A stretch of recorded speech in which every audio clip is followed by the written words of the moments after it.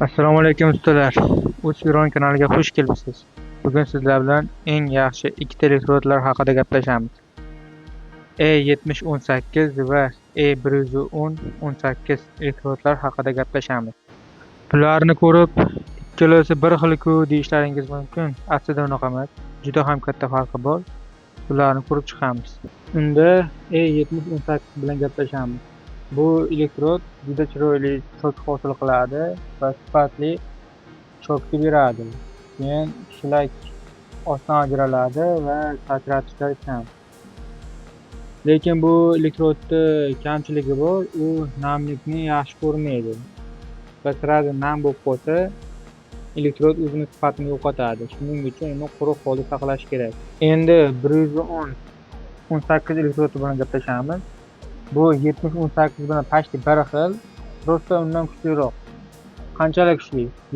Taxminan 760 mPa tashkil qiladi sig'imi. Bu elektrodimiz ishlash qo'llanmasi og'ir metallurgiya va kuchli rivojlangan metallarda ishlaydi. Faqat qora metalda, rangli metalda emas, faqat qora metalda ishlaydi. Mustahkamligi ko'pligi uchun buni og'ir tejoli, masalan, temir yo'llarda, kranlarda, kemasozlik, tank sozliklarda ham ishlaydi bu. Bu ham namlikni yaxshi ko'rmaydi, bu ham quruq holda saqlashingiz kerak, bo'lmasam bu ham ishi bermaydi. Sizlar o'ylashlaringiz mumkin, bu elektrod kuchli ekan, demak, men bu ishga ishlasam kuchli bo'lar ekan, sinmas ekan deyishlaringiz mumkin. Bu fikrlaring noto'g'ri. Bu faqat og'ir metallarda ishlaydi xolos.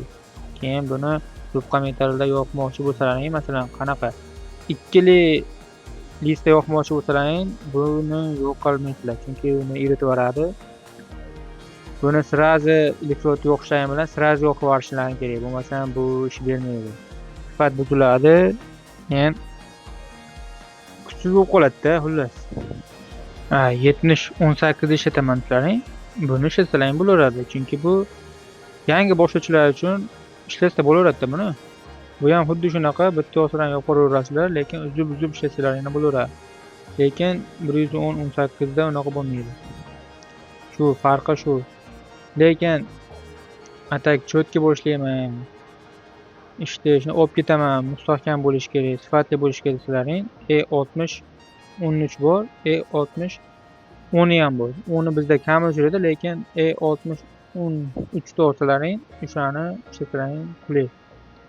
Любой metalga qanaqa aytsam bo'ladi? Uchligacha, uchli qanlikda listagacha yoqsalaring bo'laveradi. Yog'ga ta'sir bermayman, chunki sifat buzilmaydi-yu, cho'tki bo'ladi, lekin mustahkamligi kam bo'ladi. Chunki bunda mustahkamligi kam.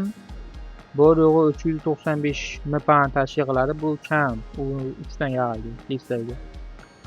Kamida E70-18 elektrodga o'xshagan kerak. Shu 3 dan tepadagi listalarga ishlayveradi elektrodim. Agar sizlar cho'yanda ham suratga qiladigan elektrodlar bormi desalaring, albatta bor. 100% bunaqa elektrodlar bor va ishonchli. Ko'pchiligimiz mana shu elektrodlarni ishlatamiz, lekin bu elektrodlar cho'yan uchun emas. Cho'yan uchun alohida elektrodlar bor, ular lekin juda qimmat turadi.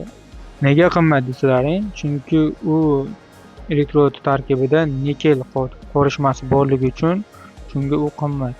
Keyin baquvvat bo'ladi. U faqat asha cho'yanda ishlaydi xolos u elektrod. U elektrodni afzalliklari shundaki, cho'yanda bilsalaring, любой elektrodni qila olmaysizlar. Qilsalaring ham suratga o'xshaydi, to'g'ri o'xshaydi, baribir o'sha joydan uzilib ketadi. Lekin bu elektrodda unaqa bo'lmaydi. Suratga qildiraringmi, o'sha zavodda qanday bo'lsa, o'shanday qoladi.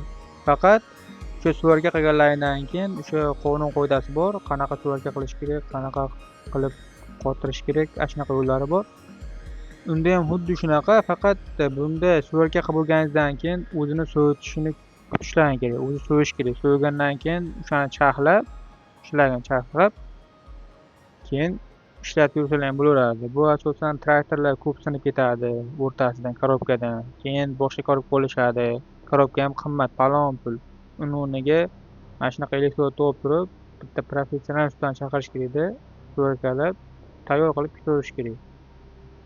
Bu 100% o'xshagan, chunki bu elektrodlar davlat ishlab chiqarmaydi bekardan-bekarga. Mana shular chiqib qo'ygan. Lekin bu elektrodlar ham bozorda kam uchraydi. Buni faqat zakaz qilasiz, keyin keladi. Bo'lmasam yo'q. Chunki elektrodlar qimmat. Donasini boya aytganimdek 200 ming narxida bir donasi. Chunki o'sha aytganimdek nikel qorishmasi bor, shuning uchun qimmat. Agar kanalimizga qiziqayotgan bo'lsalaring, boshqa elektrodlar haqida gaplashib o'tamiz. Agar elektrodlar tugab qolsa, suvarka apparatlarida o'tamiz. Qanaqa tokda ishlaydi, qaysi suvarka apparatni olish ma'qul, ashulaga aytib o'taman keyingi dasturimda. O'z kanaliga obuna bo'ling va biz bilan qoling.